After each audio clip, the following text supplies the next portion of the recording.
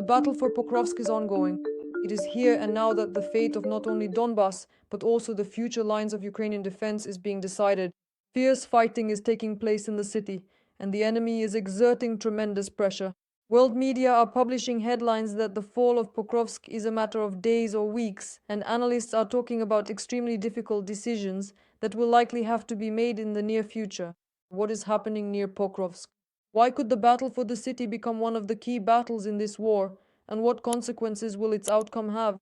Find out more in the TSN.ua report. Ukrainian specialist and consultant in military radio technologies Serhiy Bezkresnov, known as Flash, writes that a military political decision has been made to hold Pokrovsk and the Myrnohrad conglomeration for as long as possible. All available reserves will be used for this purpose.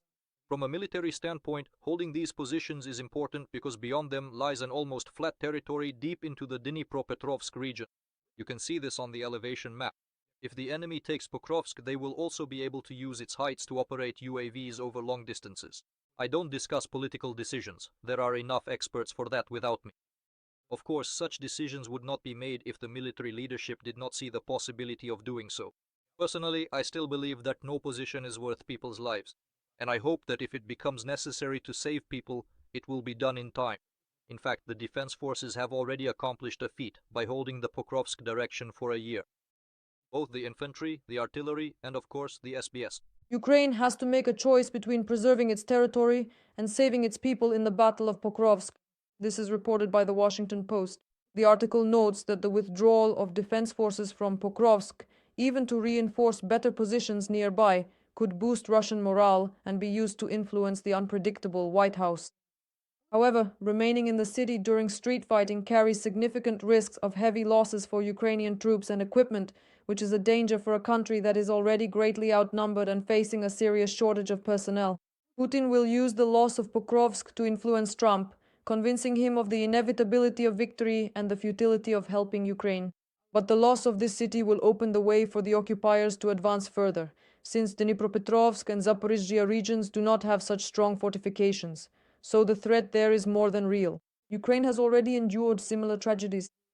Bakhmut in 2023, Avdiivka in 2024, symbols of superhuman resistance that cost many lives. At that time, Russia could afford losses because it had a resource of manpower. Ukraine, on the other hand, values every soldier as a treasure. That is why the question of when to retreat, when to hold the line is always a painful one, and now Pokrovsk is at stake. If it falls, it will be the largest city captured by Russia since Bakhmut. The Kremlin seeks to advance as far as possible in the east and south in order to put pressure on the west. Lift the sanctions, start negotiations, recognize the so-called new realities. Analysts say that decisions must be made lightning fast. The window for withdrawing Ukrainian troops from Pokrovsk and Myrnohrad could close at any moment. The Institute for the Study of War is already reporting that Russian forces are operating with increasing freedom in Pokrovsk and advancing in southern Myrnohrad. At the same time, an analyst from the Finnish group Black Bear Group, who studies the war, writes that leaving Pokrovsk could give Ukrainian forces new advantages if they are able to establish new bridgeheads nearby by winter. Abandoning the salient will shorten Ukrainian front lines and improve logistics. And Ukraine's withdrawal from this area does not mean that Russia will automatically gain momentum that it can immediately exploit. The battle for Pokrovsk is entering its final phase. This is reported by the newspaper Le Monde. Russian infantry is advancing into the city, and Moscow's change in tactics aimed at disrupting Ukrainian logistics is bearing fruit after 6 months of effort. According to a Ukrainian officer quoted by Le Monde, the fall of the city is a matter of days, perhaps at most 2 weeks. A Ukrainian officer speaking with French journalists described the extremely difficult situation near Pokrovsk. According to him, there are at least 3 times as many Russian soldiers as Ukrainian ones. They infiltrate the city in small groups, hide when drones appear, and wait for new waves of attacks. Some are destroyed, but others immediately take their place. It seems like there are endlessly many of them, the soldier admitted. He also said that sometimes units were left without reinforcements and even without food for several days. According to Le Monde, despite months of shelling, the city has still preserved many of its buildings. If there were enough resources and people, Pokrovsk could hold out for a long time. But if the defense is not reconsidered, there is a risk of heavy losses.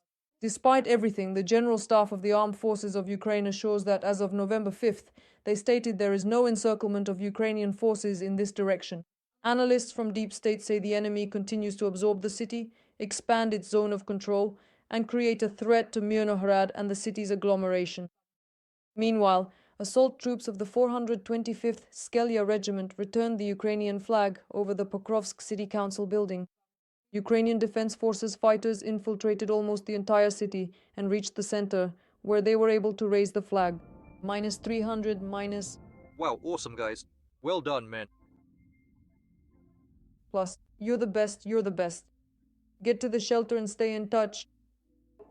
Deep State analysts write that this video confirms the city is not encircled and is not under enemy control. Most of Pokrovsk is a gray zone, where both Ukrainian and Russian positions are present. The situation is difficult and simply unclear. No one controls the space between positions except for drones. Everyone tries not to engage in combat or reveal themselves, because otherwise a swarm of FPVs will come flying in. Meanwhile, the Special Operations Forces of the Armed Forces of Ukraine have published a video from inside Pokrovsk. The video shows fragments of the work of one of the tactical groups of the 3rd Regiment. Special forces are clearing the urban area of enemy presence.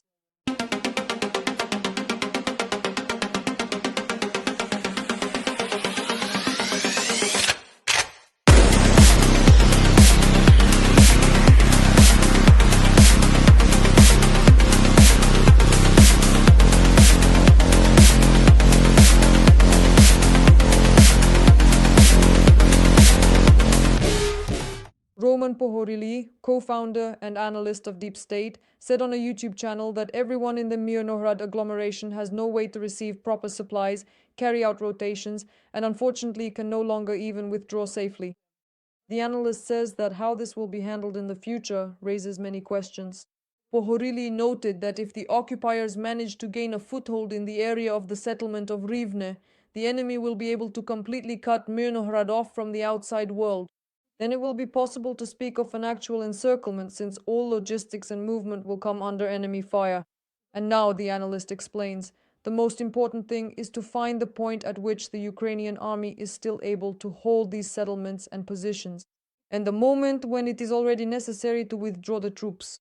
After all, a catastrophic moment may come when it will no longer be possible to do so.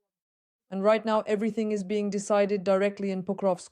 Pohorily also refuted the information that Russians control 86% of the city of Pokrovsk. He emphasizes that it is important to distinguish between the gray zone and the red zone. In the gray zone, Russians move around, they are detected and destroyed. And the red zone symbolizes their entrenchment, control, the constant buildup of enemy forces, and the establishment of positions where there are no obstacles. According to the expert, there are no occupiers as such in Myrnohrad. They have not entrenched themselves there. But if the enemy occupies Pokrovsk, they will be able to take Myrnohrad without a fight. Roman Pohorily outlined possible scenarios for the development of events in case the enemy manages to occupy Pokrovsk and Myrnohrad. According to him, the enemy will encounter fortifications and will not be able to advance as easily as they did in the Avdiivka area. In this sector, the enemy will primarily focus on cutting off logistics for Ukraine's defense forces at the administrative border between Donetsk and Dnipropetrovsk regions. To do this, they do not necessarily need to physically occupy all the territories. It is enough to create a zone within range for their means of attack. Most likely, the enemy's next objective is to advance deeper toward Dobropilia in order to take control of transport and supply routes. In the longer term, the enemy plans to capture Sloviansk and Kramatorsk. These are objectives that, according to estimates, could become a priority as early as 2026. Therefore, after taking Pokrovsk and Myrnohrad, the next target could be Kostiantynivka. There, the enemy is already working on approaches to the defense, conducting assault operations on the outskirts, and advancing from the direction of Chasiv Yar. At the same time, the enemy is probing Lyman. Movements are being observed on its eastern outskirts, along with active operations in the forested areas. These operations are aimed at undermining logistics in the Lyman area. If the enemy manages to take Lyman, they will be able to use strike assets, including drones, to control the transport routes to Sloviansk. And what do you think? How will events on the front develop further? Share your thoughts below this video. Stay with TSN.ua to keep up with the most important news. See you in the next episodes.